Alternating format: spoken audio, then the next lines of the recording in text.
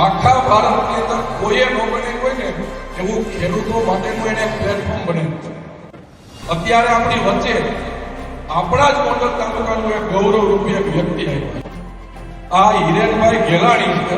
પણ મારી અને અલ્પેશભાઈની ખાસ લાગણી હતી કે આપણે પેલા ગોંડલ એપીએમસી ના હર એક તાલુકાનો હરેક ખેડૂતોનો ઉપયોગ કરે. તમારા દ્વારા ઉત્પાદિત પ્રોડક્ટનો આજે શું ભાવ છે જોઈ શકશો. આ પહેલો વિચાર હતો. બીજો મહત્વનો વિચાર એ હતો ખેડૂતોને એડ્યુકેટ કરવા, ખેડૂતોને શિક્ષિત બનાવવા. ત્રીજો મહત્વપૂર્ણ વિચાર હતો કે તમને વેપારની સૂઝ સમજ અને સફળતા આપવા. અને મહત્વપૂર્ણ છેલ્લો વિચાર એ વિચાર છે ખેડૂતોનું સમુદાય અને ખેડૂતોનું સંગઠન બનાવવું. ખેડૂત ખેતરને ખેડીને અનાજ જેવું સોનું ઉત્પન્ન કરે એ ખેડૂત છો તો તમારા માટે કાલ્યું થઈ જાય છે. આકાશ જેવી આન, બહાદુરી જેવી બાન અને સંસ્કૃતિની સ્થાન ભારતીય કિસાન